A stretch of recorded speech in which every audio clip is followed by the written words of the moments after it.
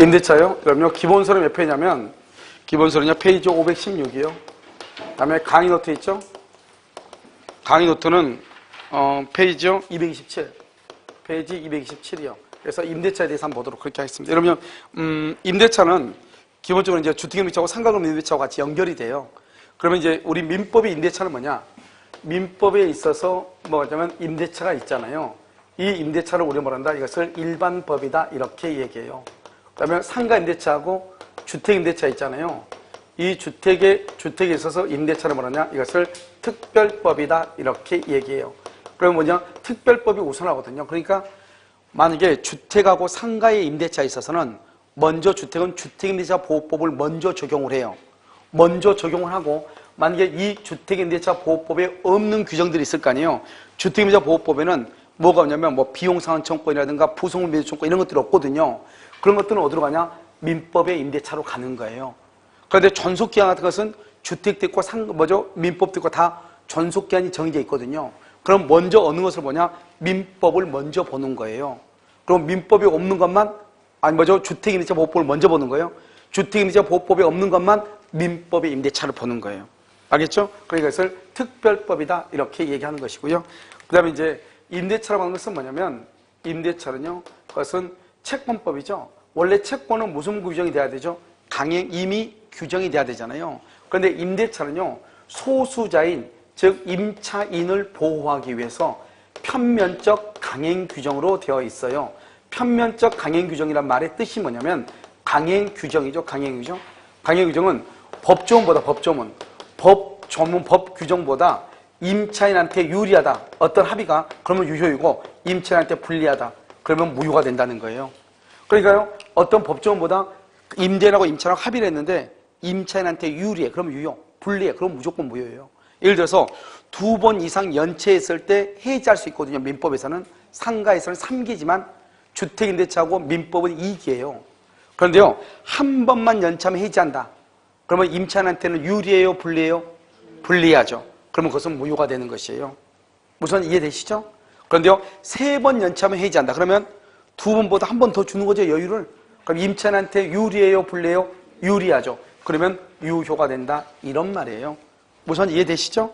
이것을 우리가 뭐란다? 주택하고 민법 임대차인데요. 원래는 편면적 강행 규정인데 여기에서 임의 규정인 것이 몇 개가 있어요. 이걸 암기해야 돼 반드시. 그러면 임의 규정이 뭐냐? 법 규정보다 임차인한테 유리해도 유효, 그 다음에 불리해도 유효, 불리해도 유효. 이것을 임의 규정이라고 얘기해요. 그런데 여러분요, 강의 노트에 뭐가 좀 잘못되어 있나 봐요. 여러분 강의 노트 227페이지 봐봐요. 강의 노트 227페이지 봤어요? 거기 보면 맨 위에 한번 봐봐요. 강의 노트 227페이지 맨 위에요. 보면 임대차에서 거기 보면 소수자 보호, 임차인 보호 그래서 임의 규정이라고 나와 있나요? 임의 규정 보면 비용상환청권, 임차권의 양도와 전대시, 임대료 동의, 차임 지급시 이렇게 되어 있죠? 법 규정보다 유리하면 유효, 불리하면 무효라고 되어 있죠? 불리해도 유효예요. 불리해도 유효. 이것을 임의 규정이라고 그래요. 유리하든 불리하든 유효인 것, 그것을 임의 규정이라고 얘기해요. 불리해도 뭐가 된다? 유효. 불리해도 유효. 그것을 임의 규정이라고 얘기하는 것이에요. 그래서 유리해도 유효, 뭐래도 불리해도 유효. 이것을 임의 규정이라고 얘기하는 것이에요. 무슨 말인지 아시겠죠? 자, 그럼 봐봐. 여기 봐봐요. 그러면 임의 규정 유리하든 불리하든 뭐가 된다? 유효이다. 이렇게 돼 있죠, 지금. 그래서 시험에 뭐라 나오면 이렇게 나와. 법 규정보다 임대인과 임차인 간의 합의가 임차인한테 불리하더라도 유효인 것이 아닌 것. 그러면 임의 규정이 아닌 것. 이걸 묻는 것이죠.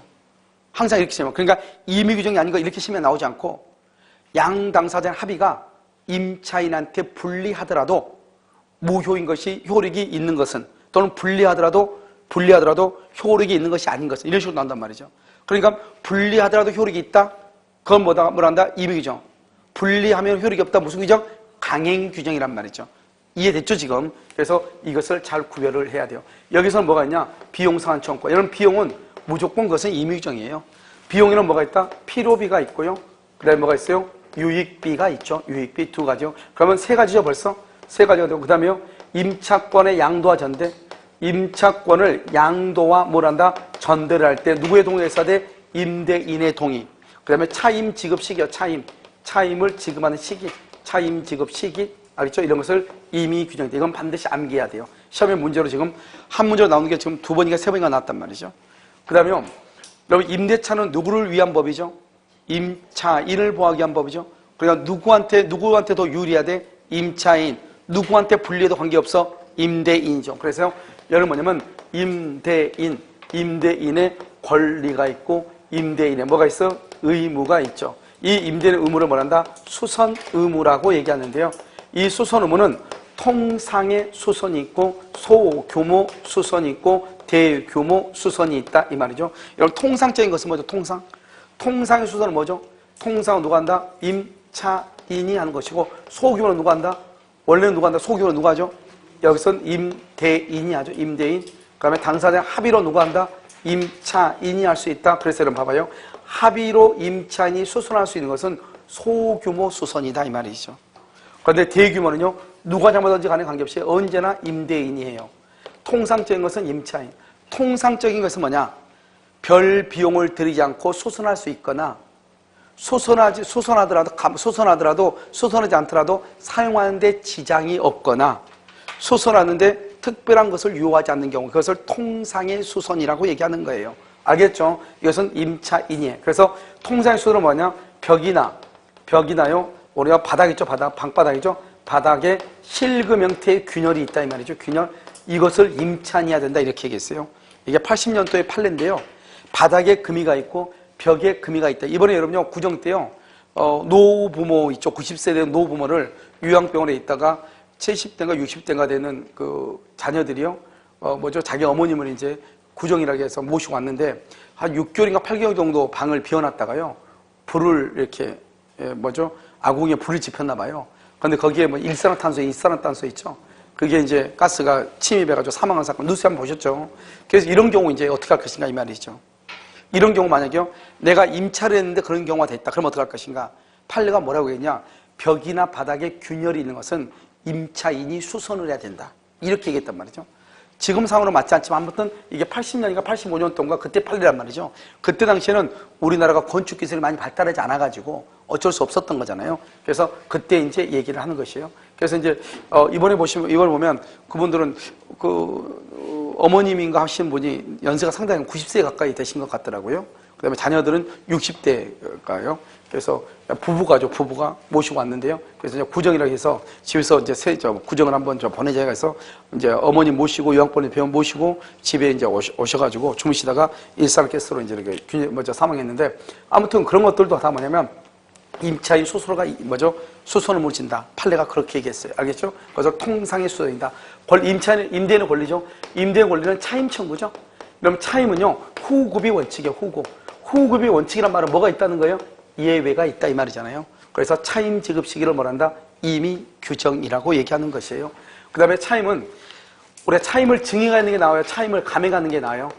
차임을 증액이 좋아요? 차임 감액이 좋아요? 임차인한테는? 감액이 좋죠? 감액이 좋잖아요. 근데 감액을 금지해. 그럼 좋아 나빠요? 나쁘죠. 그러니까 무효예요. 증액은 나쁘죠? 근데 증액을 금지해. 그럼 좋아요 나빠요? 좋죠? 그럼 유효가 된다 이 말이죠. 알겠죠? 차임 증액 금지는 유효이고 차임 감액 금지는 무효가 돼. 임차인한테 유리하니까 불리하니까 이런 말이죠. 알겠죠? 임대인은 여러분요 이 정도만 알고 있어도 돼요. 그 다음에 이제 또 뭐를 보냐면요 임차인 봐봐요. 임차인에요 뭐가 있냐면 권리가 있고 뭐가 있냐 의무가 이렇게 있단 말이죠. 임차인의 의무는 별로 중요하진 않죠. 그런데 임차인은 뭐가 있어야 되죠? 임차인은 목적물을 뭐한다? 보관해야죠. 보관하고 나중에 끝나면 인도할 의무가 있죠. 이게 제일 중요하죠. 그런데 화재가 발생했죠. 화재. 그럼 화재가 발생하면 어떻게 돼요? 화재가 발생했다. 화재가 발생하면 물건 못 주잖아요. 그러면 인도를 못하니까 인도를 못하게 된 임차인이 화재 원인을 입증해야 돼. 입증책을 누가 한테? 임차인한테 있는 것이에요. 알겠죠?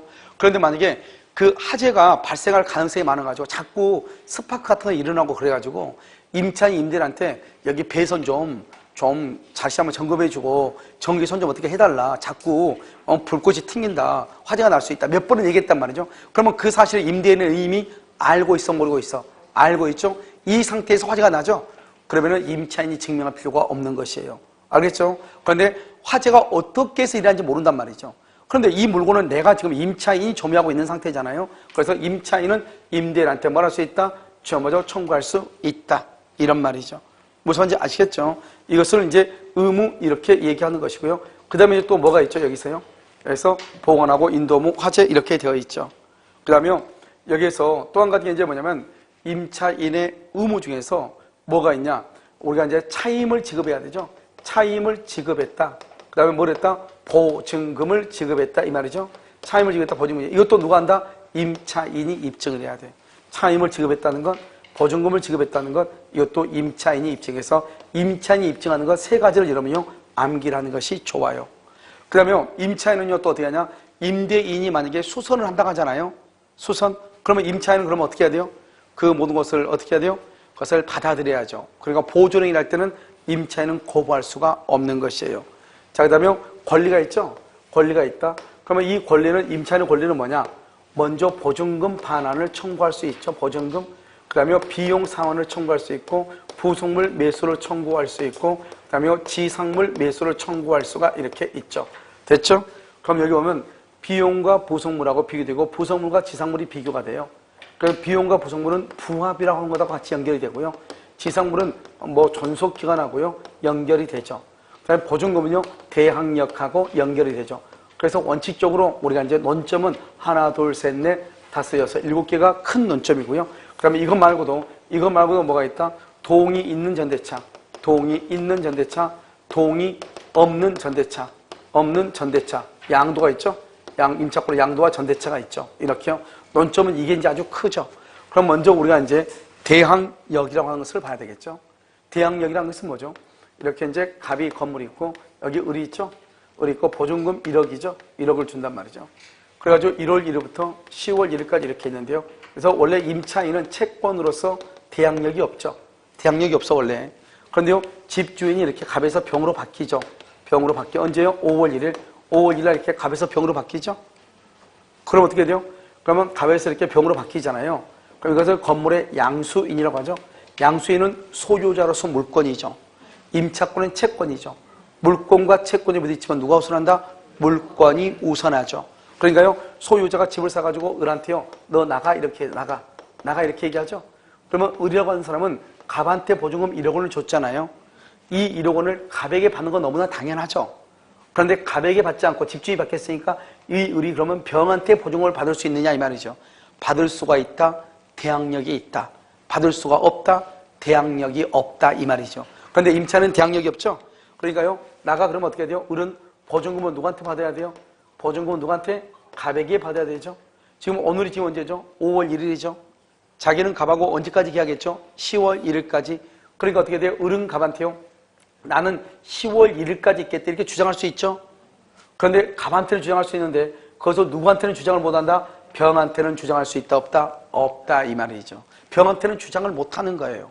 알겠죠? 그러니까 5월 1일부터 10월 1일까지 산다고 주장할 수 있다 없다? 없다. 이것을 우리는 뭐란다? 대항력이 없다 이렇게 얘기해요. 그러면 대항력이 있다고 하는 것은 무슨 말이냐? 대항력이 있다, 갑이 있고 여기 을이죠. 을이 갑한테 1억 원을 주죠, 보증금.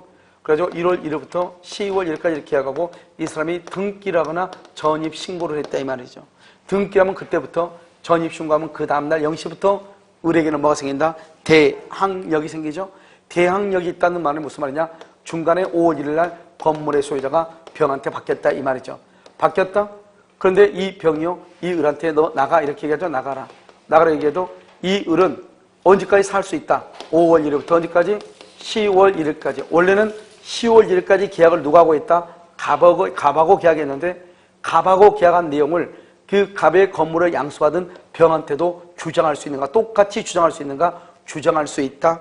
다른 말로 대항력이 있다. 주장할 수 없다. 대항력이 없다. 이렇게 주장할 수 있죠? 대항력이 있다 이 말이죠. 주장할 수 있다.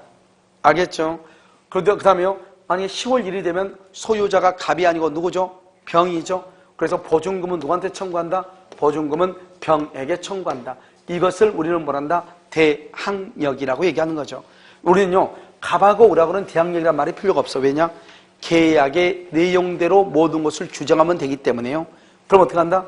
갑하고 을하고 계약을 했는데 집주인이 갑에서 병으로 바뀌죠? 그럼 어떻게 한다? 이 을은요, 병이라고 하는 사람한테, 병한테 갑하고 주장한 계약의 내용을 그대로 주장할 수 있는가? 대항력이 있다. 주장하지 못하는가? 대항력이 없다 이 말이죠. 그럼 만약에 우리가 월세를 사는데 집주인이 바뀌죠. 근데 내가 전입신고가 되어 있다. 그러면 아무런 문제가 있어 없어? 없죠. 새로운 주인한테 원래의 주인하고 계약했던 내용을 모두 다 주장할 수 있다 이 말이죠. 그것을 대항력이라고 하죠. 그런데 내가 전입신고도 안 된 상태에서 갑자기 집주인이 바뀌죠. 그럼 어떻게 한다? 집주인이 나가라 하면 나는 어떻게 해야 돼? 나가야 되는 것이다 이 말이죠. 그것을 뭐라고 한다? 을은 갑하고 계약 내용을 누구한테는 주장할 수가 없다. 병에게는 주장할 수가 없다. 그것을 뭐라고 표현한다? 대항력이 없다고 표현을 하는 것이에요. 이것을 이제 우리는 대항력이라고 얘기하는 것이고요. 그럼 이제 뭐가 있냐? 여기서 보증금이라고 하는 것이 있죠. 그럼 보증금 만원을 청구할 때는 어떻게 한다? 이렇게 갑이 있고 을이 있죠. 여기서 보증금 1000만 원이에요. 월세 100만 원 이렇게요. 1월 1일부터 10월 1일까지 이렇게 계약을 하죠. 6월 1일까지 할까요? 6월 1일까지요. 지금 현재 이 사람이요, 2번 연체했어. 2번. 2기를 연체했어. 그럼 지금 임대차 존속 중이에요. 존속 중에는 어떻게 되냐? 존속 중에는 보증금 1000만 원에서 월세 100만 원을 당연히 공제하는 것이 아니고, 존속 중에는 임대인 갑의 권리예요. 권리라는 것은 갑이 보증금에서 100만 원, 100만 원, 200만 원을 공제할 수도 있고 공제하지 않을 수도 있고. 무슨 말인지 알겠죠? 자, 두 번째는요. 여기 을이죠. 여기서 만약에 이 을은 주장할 수 있다 없다? 아무런 주장을 할 수가 없다. 왜요? 을은 보증금에서 100만 원, 200만 원을 공제하라고 주장할 수 있다 없다? 없다. 오직 누구의 권리이다? 갑의 권리이다. 존속 중에는. 그런데 임대차가 만료가 됐어. 기간이 만료가 되면 그러면 어떻게 되냐? 만료가 되면 어떻게 하냐? 당연히 공제를 해요. 당연히 보증금 1000만 원에서 이 을이 잘못한 연체 차임이 있죠. 또는 을의 잘못으로 인해서 수선을 했단 말이에요. 집을 수선 비용이 나올 거 아니에요. 예를 들어서 이 사람이 커피포트에 무릎 끓이다가요, 잘못 실수를 해가지고 화재가 발생해가지고 집이요 좀 손상이 가가지고 수선을 했다 이 말이죠. 그런 수선 비용 등을 당연히 공제하는 거예요. 기간이 끝나면. 그러니까 존속 중에는 당연히 공제되는 것이 아니고, 언제 공제된다? 끝났을 때, 기간이 끝났을 때 당연히 공제하는 거죠. 당연히. 알겠죠? 이것을 우리는 말한다? 보증금 반환 청구이다. 이렇게 얘기해요. 그래서 우리가 이제 주택임대차보호법에서 보면은 전입신고가 되어 있다. 그러면 임대인이 바뀌었다. 새로운 양수인에게 보증금 반환을 청구한다. 대항력이 있기 전에 바뀌었다. 청구할 수 있다 없다? 없다. 그 다음에 우리가 보증금 반환을 누구한테 청구할 것인가? 그것이 존속 중이냐? 임대차가 끝났을 때냐? 존속 중에는 당연히 공제하는 것이 아니고 임대인이 공제할 수도 있고 안 할 수도 있고 임대인의 권리이다. 임차인은 보증금이 있다는 이유로 차임 지급을 거절할 수가 있다 없다? 없다. 이것을 정확하게 해야 되겠죠. 그 다음에 이제 비용하고 부속물이죠. 이것은 이제 한 가지를 보는데요. 이렇게요. 갑의 건물이죠. 갑의 건물에 을이라는 사람이 이렇게 증축을 하죠. 증축. 이렇게 증축한 것이요. 이것이 독립성이 있느냐 없느냐? 독립성이 있느냐? 독립성이 없느냐? 이 말이죠.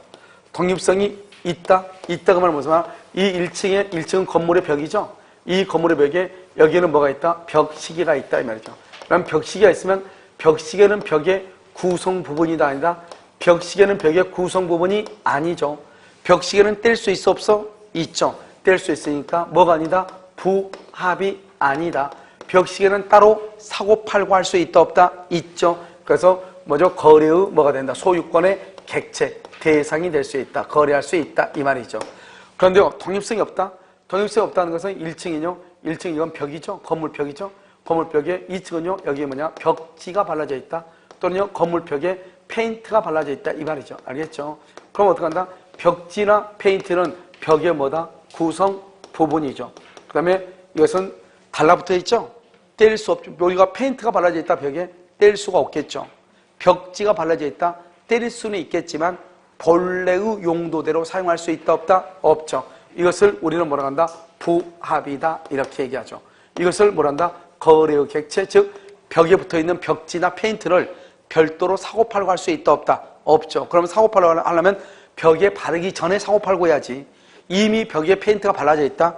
이미 벽에 벽지가 발라져 있으면 그 벽지만, 그 페인트만, 벽에 발라져 있는 페인트만 별도로 사고팔고 할 수 있다, 없다? 없다. 알겠죠? 그래서 거래의 객체가 되지 아니한다. 이렇게 얘기하죠.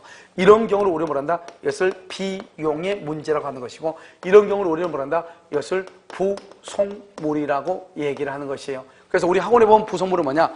독립성이 있어야 돼요. 지금 뭐죠? TV 있죠? 그 다음에 이제 카메라 있죠? 그 다음에 여기 앰프 시설 있죠? 이런 것들을 부속물이라고 얘기하는 것이에요. 이런 것들은 우리 이 건물, 학원의 구성 부분이 아니잖아요.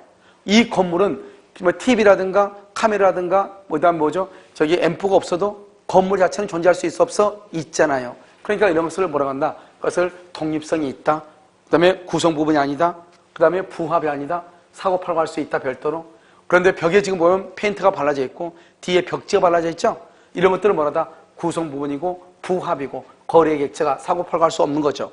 이것을 우리 뭐란다? 그럼 어떻게 해야 돼? 비용을 달라게 해야지. 그러니까 페인트를 들고 와가지고 우리 학원에다가 페인트를 발랐다 이 말이죠.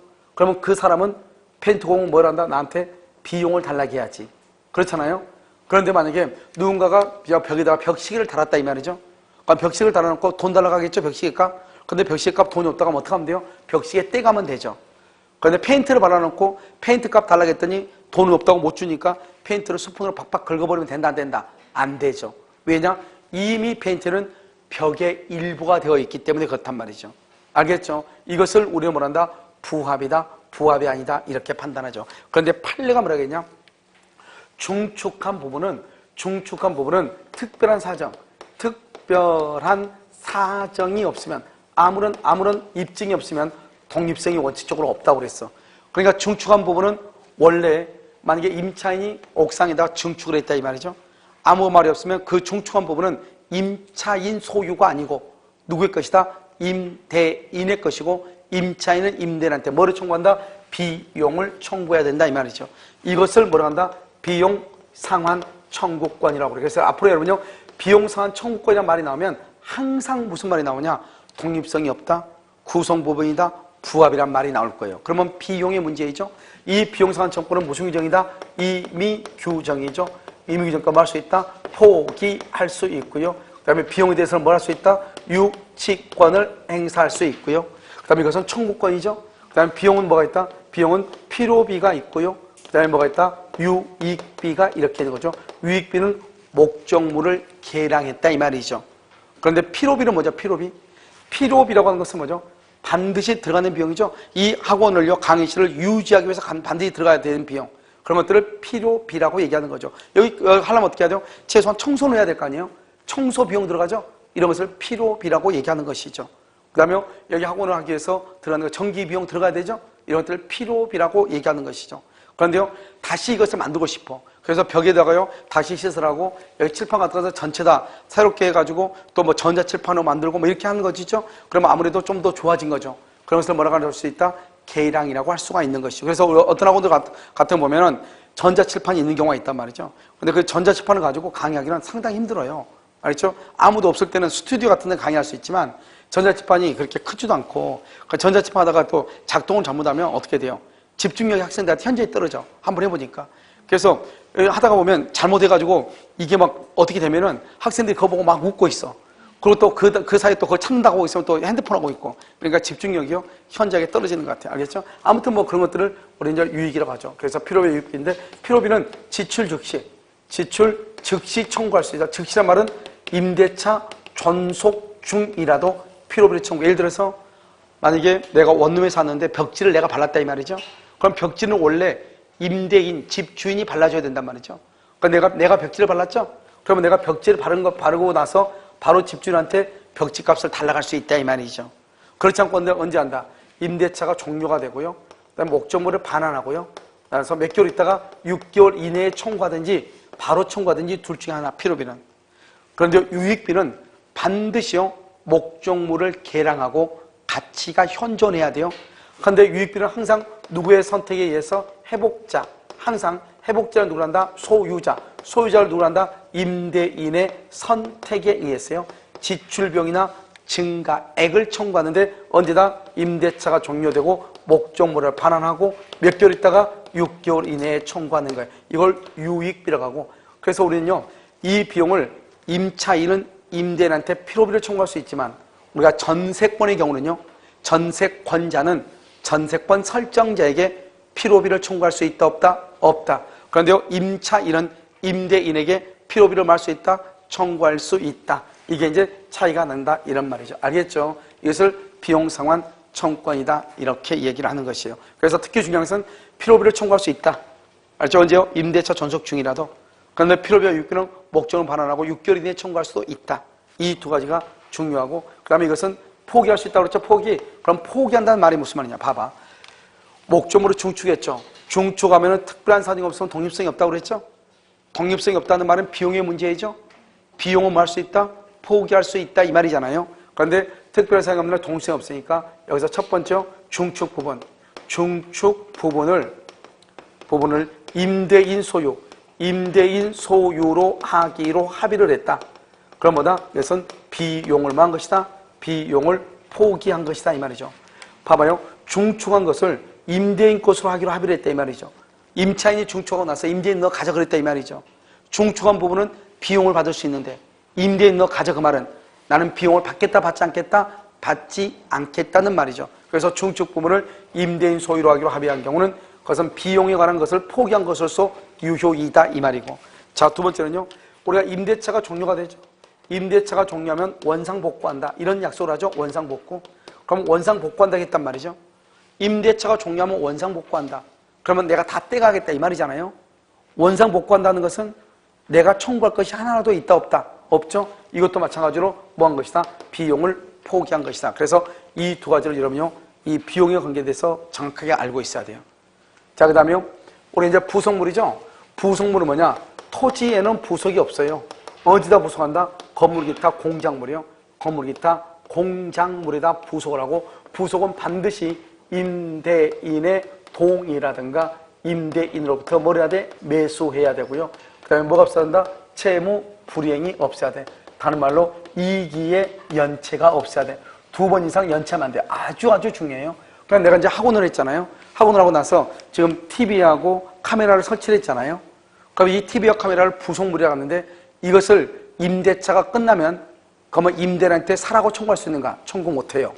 아무리 독립성이 있어도 청구를 못해. 만약에 임대인한테 이걸 사라고 청구하려면 어떻게 해야 된다? 처음부터 부속물을 설치를 할 때 임대인의 동의를 받아야 돼. 임대인한테 내가 만약에 학원을 하기 위해서 이런 시설을 해야 되는데 이런 시설이 끝나면, 시설을 하고 나서 임대차가 끝나면 당신이 이걸 사겠느냐 내가 물어봐야지. 무슨 말이겠죠? 그 사람이 사겠다.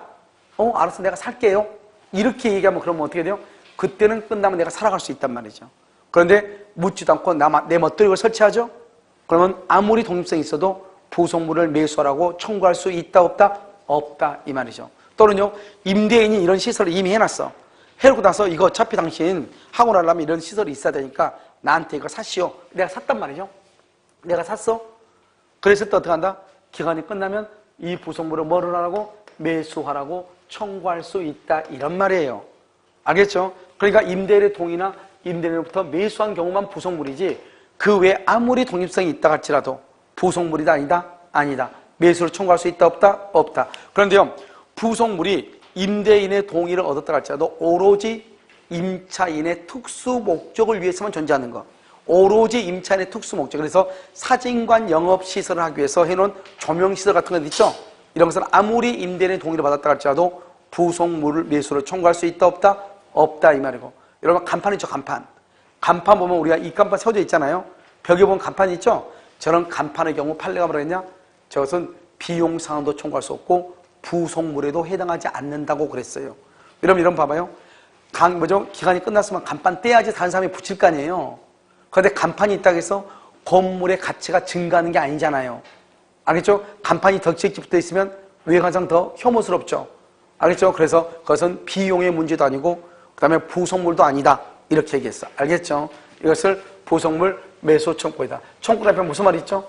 매수란 말이 있죠? 이것을 우리는 뭐라 한다? 형성권이죠. 형성권.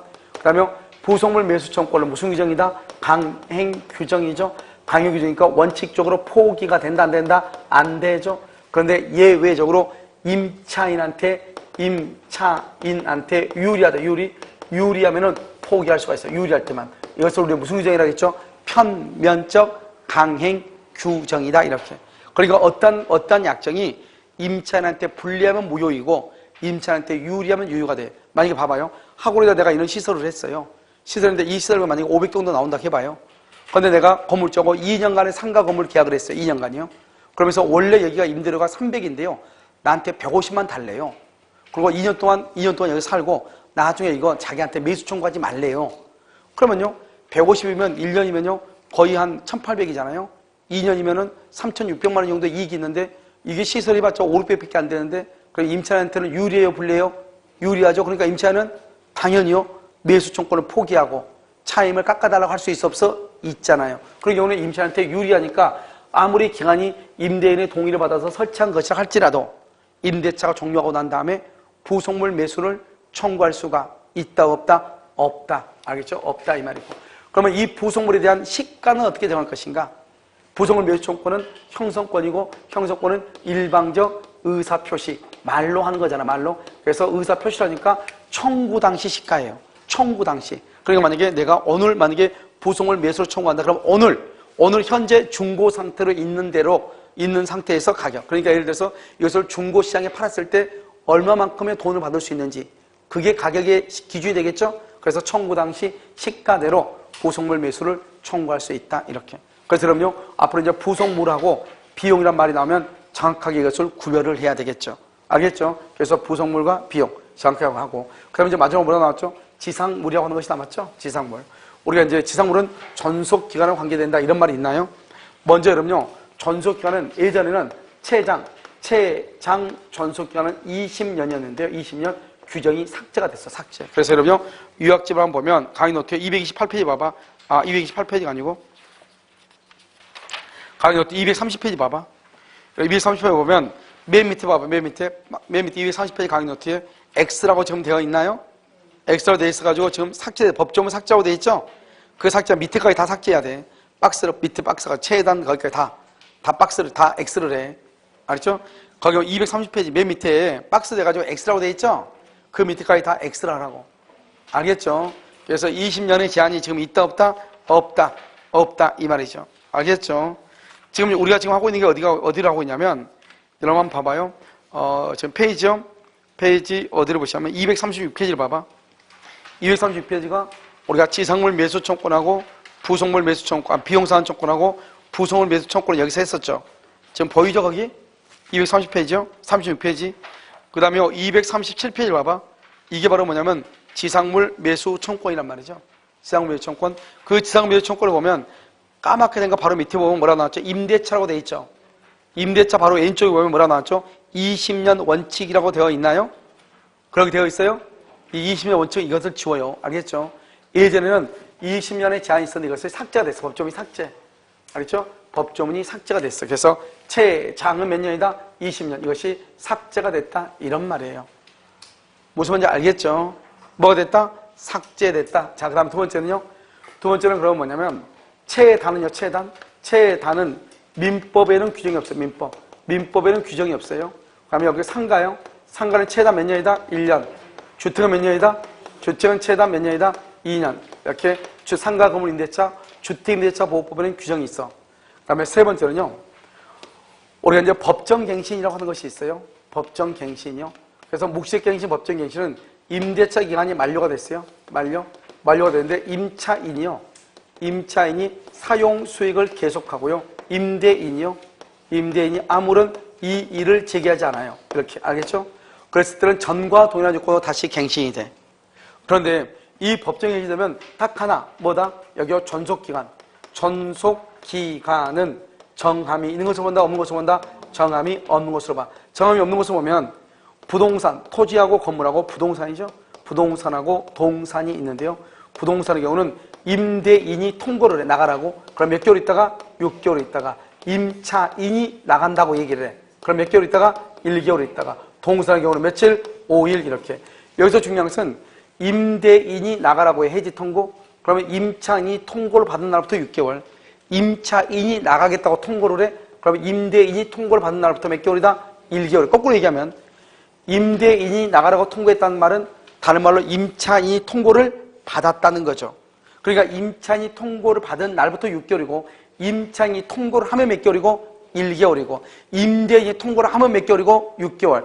임대인이 통고를 받았다는 것은 누가 통고를 했다는 것이다? 임차인이 통고를 했다? 몇 개월이다? 1개월이다. 그래서 임대인이 통고하면 6개월이란 말은 다른 말로 하면 임차인이 통고를 받은 날부터 6개월이다 이 말이고 임차인이 통고를 한 날부터 1개월이란 말은 누가 통고를 받았다? 임대인이 통고를 받은 날로부터 몇 개월이다? 1개월이다 이 말이죠. 알겠죠? 동사는 5일이죠.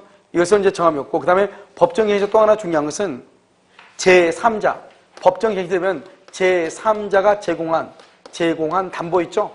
제3자가 제공한 담보는 뭐가 된다? 소멸한다.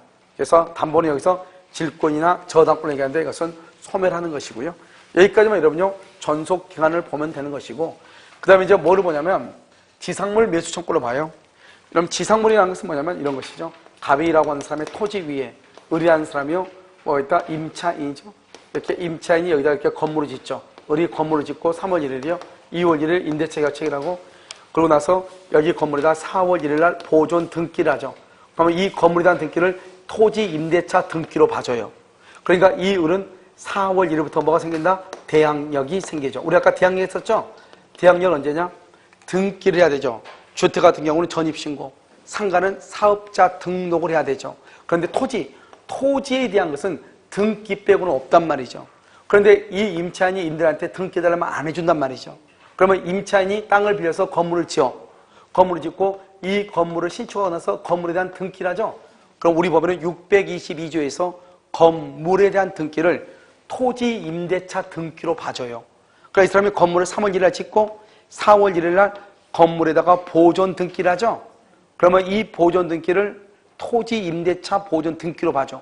그러니까 임차인은 4월 1일부터 대항력이 발생하는 거죠. 그런데요, 등기를 하기 전에 갑이 땅을 병한테 팔아버리죠? 등기하기 전에, 건물에다 등기하기 전에? 그러면 대항력이 있기 전에 팔렸죠?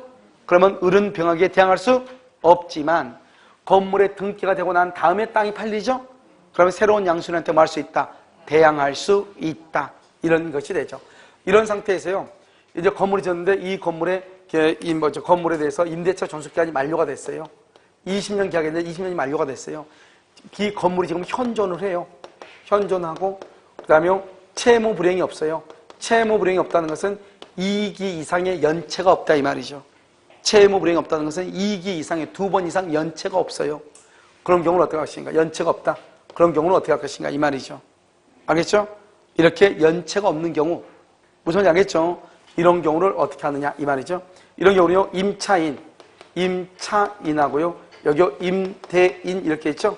그래서 임차인하고 임대인이 있으면 임차인이 뭐를 한다? 먼저 갱신을 청구를 해요. 기간을 좀 연장해달라고 또 연장해달라고 갱신 청구해. 그런데 임대인이 갱신 안 해주죠. 그럼 어떻게 한다? 임대인은요 저 물건을 사야 돼요.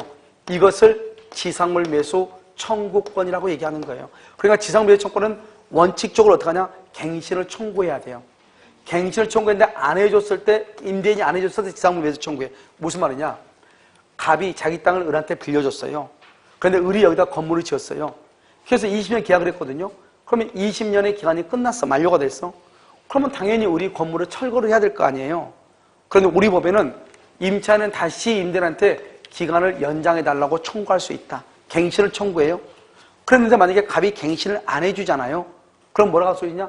을이 갑한테 그럼 이 물건 너 사. 이렇게 할 수 있다니까요. 알겠죠? 이것이 무슨 규정이냐? 이것이 강행 규정이에요. 강행 규정으로서 만약에 처음부터 있잖아요. 처음부터 갑의 토지에다가 을이 건물을 건축하겠다고 하면은 갑이라는 사람이 그걸 좋아하겠어? 싫어하겠어? 싫어하겠죠? 그래서 을이 뭐라냐? 을이 뭐라냐면 임대차 기간이 만료가 되면 내가 지상물을 철거하겠다. 지상물을 포기하겠다. 내가 이 지상물을 당신한테 인도를 하겠다. 이렇게 약정을 하고 건물을 짓는단 말이죠. 내가 건물 철거할게요. 20년 지나면. 그래야지 갑이요. 건물을 짓게 하지. 그냥 짓게 할 수 없잖아요. 이런 약정은 다 강행 규정이란 말은 무슨 말이죠?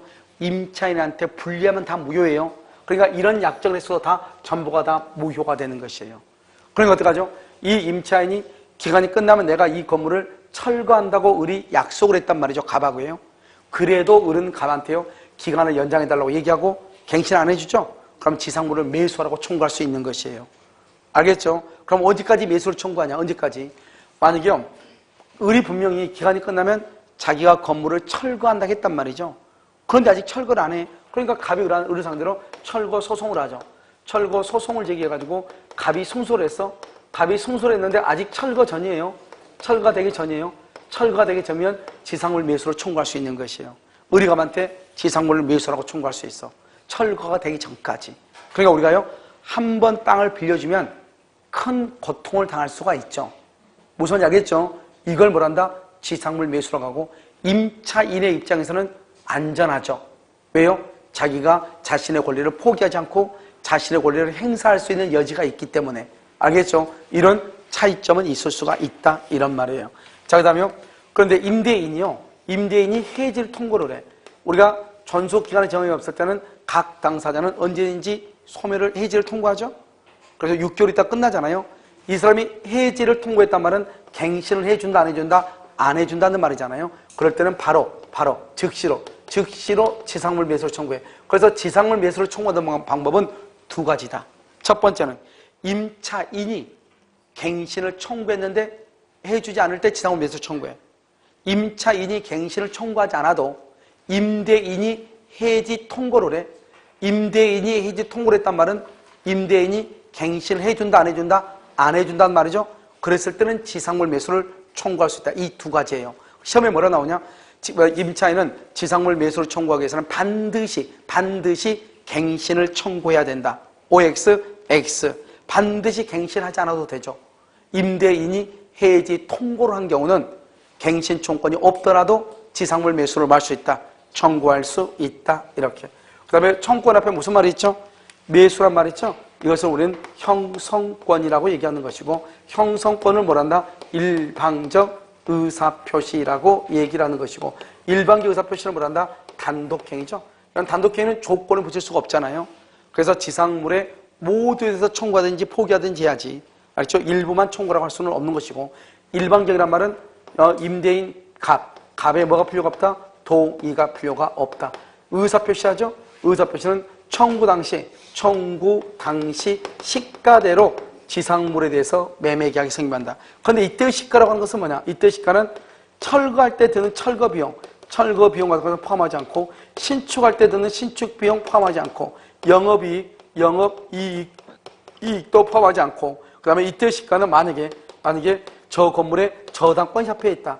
저당권이 있으면 여기서 피담보 채권이 있겠죠? 이 피담보 채권을 뭐 할 필요가 없다? 공제할 필요도 없다. 공제하지 않는다. 예를 들어서 건물의 순수한 가격을 그러니까 얘기하죠. 20년이 지났으면 이 건물이 얼마나 낡았겠어요? 그래서 이 건물이 5억짜리다 이 말이죠. 5억이다. 낡아가지고 지금 현재 가격 5억밖에 안 돼. 그런데 피담보 채권, 이 을이라고 하는 사람이 건물을 짓고 이 건물을 담보로 대출을 받았는데 2억을 대출을 다 받았다 이 말이죠. 그럼 매매 대금을 결정을 할 때 그 현재 시가 5억에서 그 저당권의 피담보 채권, 은행에서 빌린 돈 2억을 뺀 3억 원을 매매 대금으로 할 것인가 이 말이죠. 그렇지 않다 이 말이죠. 알죠? 얼마를 한다? 5억 그대로 매매 대금이고 3억 원을 매매 대금으로 하면 안 된다 이 말이죠. 왜요? 우리가 동시행 항변권에서 배웠죠. 동시행 항변권에서 보면 건물에 저당권이나 근저당권이 있다. 그럼 어떻게 한다? 이 매도인이 저당권이나 근저당권을 말소하고 소유권 이전 등기를 해줄 때까지 매수인은 잔금의 지급을 할 수 있다? 거절할 수 있다 이 말이죠. 여기에서 지금 건물이니까 지상물에 대한 매도인은 누구냐? 을이죠. 을의 건물에 저당권이 있다 이 말이죠. 그러면 을은 어떻게 하냐? 저당권 등기를 자기가 돈을 갖고 저당권 등기를 말소하고, 그 다음에 을은 갑한테 등기를 해주면서 갑한테 대금을 달라고 해야죠. 알겠죠? 그러니까요, 우리가 을의 건물에 저당권이 있다고 하더라도, 저당권이 있죠? 그렇다 하더라도 피담보 채권을 공제한 것을 매매 대금으로 볼 수 있다 없다? 없고, 설령 저당권이나 근저당권이 건물에 설정되어 있다 할지라도 그래도 우리는 지상물 매수를 할 수 있다? 청구할 수 있다. 왜요? 임차인이 지상 건물에 대한 저당권이나 근저당권을 말소하고 등기를 이전해 줄 때까지 나도 잔금 지급을 거절하면 되는 항변권이 있기 때문이다 이 말이죠. 그러니까 만약에 저 건물에 저당권이나 근저당권이 있다고 하더라도 지상물 매수를 뭐 할 수 있다? 청구할 수 있고, 매매대금은 피담보채권을 공제한 것을 매매대금으로 정할 수가 있다 없다? 없다. 이렇게 이것을 여러분들이 아는 게 아주 중요해요. 그 다음에 마지막으로 지상물이죠. 그럼 지상물이라는 것은 뭐냐? 땅 위에 건물이 있다 이 말이죠. 이 건물은 무허가 건물이다 또는요 미등기 건물이어도 지상물 매수를 청구할 수 있어요. 두 번째는요, 아까 우리 부속물 매수에서는 뭘 봤냐? 부속물 매수에서는 뭘 봤냐면 임대인의 동의나 임대인으로부터 매수해야 된단 말이죠. 그런데 지상물은요 임대인의 동의 여부를 뭐한다? 불문한다. 따지지 않는다. 경제적 가치가 있냐 없냐? 건물이 경제적 가치 여부를 뭐한다? 불문하고, 그 다음에 임대인에게 소용 여부, 임대인에게 소용이 있느냐 없느냐? 그것도 뭐한다? 불문하고. 건물이 있으면 무조건 매수를 청구해. 그러니까 땅 위에 건물이 있으면 무조건 매수를 청구하는 거예요. 땅 위에 나무가 있다 무조건 청구하는 거예요. 알겠죠? 그 다음에 이때 지상물이 뭐가 문제가 되냐? 갑이라는 사람의 땅하고 A라는 사람의 땅에 걸쳐서 건물이 이렇게 있다. 이럴 때 이제 문제가 되죠. 그럼 갑한테 지상물 매수를 청구해야 되는데 갑의 땅에만 있는 것이 아니고 건물이 통건물이 이렇게 남의 땅으로 걸쳐서 건물이 있단 말이죠. 이럴 때는요 지상물 매수를 청구를 못하는 거예요. 그런데 어느 경우만 가능하냐? 만약에 이 부분만 별도로 구분 소유권을 할 수가 있다. 구분 소유권. 우리 학원으로 보면 이 복도가 지금 뭐냐? 복도가 여기란 복도가. 그래가지고 여기 학원 건물 부분하고 여기 원룸 부분 있죠? 여기 원룸이잖아요. 이 원룸 부분하고 나눌 수가 있다 이 말이 이렇게. 그러면 이쪽 부분만 나눌 수 있죠? 그러면 이쪽 부분만 매수라고 청구할 수 있단 말이죠. 그런데 이 학원처럼 통건물이다. 통건물의 경우는 어떻게 나눌 수가 있어요? 없어요? 없잖아요. 이럴 때는 매수 청구가 된다 안 된다? 안 된다 이 말이죠. 그래서 중요한 것은 타인의 토지 위에 걸쳐서 건물이 있을 때 원래는 매수 청구가 안 된다. 그런데요 갑의 토지 위에 있는 건물만 별도로 구분 소유로 아파트처럼 별도로 등기를 할 수 있다면 그 부분만 별도로 매수 청구를 할 수 있다 없다? 있다 이렇게요. 그 다음에요 내가 아까 얘기했지만 건물을 짓고 건물에다가 등기를 하죠. 그러면 이 등기를 무슨 등기로 본다? 건물에 대한 보존 등기인과 동시에 대지에 대한 임대차 등기로 본다. 그러면 임차인은 뭐가 있다? 대항력이 있다. 그런데 나중에 대지의 소유자가 바뀐다. 대지 소유자가 바뀌죠? 그러면 새로운 양수인에게, 대지의 새로운 양수인에게 지상물 매수를 할 수 있다. 청구할 수 있는 것이요. 만약에 이 사람이 임차인이요. 건물이 졌는데 등기하지 않았어. 그럼 뭐가 없어? 대항력이 없죠. 그 상태에서 토지 소유가 바뀌죠. 그러면 새로운 토지 양수인한테 지상물 매수를 청구를 못하는 것이에요. 무슨 말인지 알겠죠? 이것을 우리 말한다. 지상물 매수 청구권이다. 이렇게 얘기하고요. 지금 지상물 매수 청구권이 지금 연속 3년이가 지금 안 나오고 있단 말이죠. 알겠죠? 그래서 올해는 무조건 나올 수밖에 없다. 작년에는 뭐가 나왔냐? 부속물 매수 청구하고 비용 상환 청구권을 비교하는 게 시험이 났단 말이죠. 그래서 올해는요 지상물 매수 청구권이 무조건 나온다. 그래서 잘 봐야 되겠죠. 알겠죠? 이것을 뭐란다? 지상물 매수 청구권이다. 이렇게 얘기하는 것이에요. 그 다음에 이제 우리가 이제 마지막으로 뭐가 있냐면 봐봐요. 도용이 있는 전대차, 도용이 없는 전대차라고 하는 것이 있단 말이죠. 알겠죠? 근데 이것은요 희한하게 지금 최근에 여러분요 시험에 딱 봤을 때 도용이 있는 전대차가 시험에 자주 나오겠어요? 도용이 없는 게 자주 나오겠어요? 도용이 없는 게 자주 나오죠. 왜요? 도용이 있는 것은 따질 게 별로 없잖아요. 법 규정을 따랐는데 그걸 뭐가 시험에 나오겠어요? 도용이가 없을 때가 시험에 잘 나오겠죠. 그래서 도용이 있는 것하고 도용이 없는 것하고 요즘 최근에 20회 이후로 시험에 아주 자주 나오고 있단 말이죠. 거의 매년 나오고 있는데 도용이 없는 것이 두 번 나오면 세 번 나오면 도용이 있는 것은 한 번 정도 나오는 것이다. 무슨 말인지 알겠죠? 그래서 도용이 있는 것과 도용이 없는 것이 있는 것은 마지막 장에 보면 있어요. 어디를 보면 있냐? 239페이지 강의 노트 240페이지. 여기에 있단 말이죠. 알겠죠?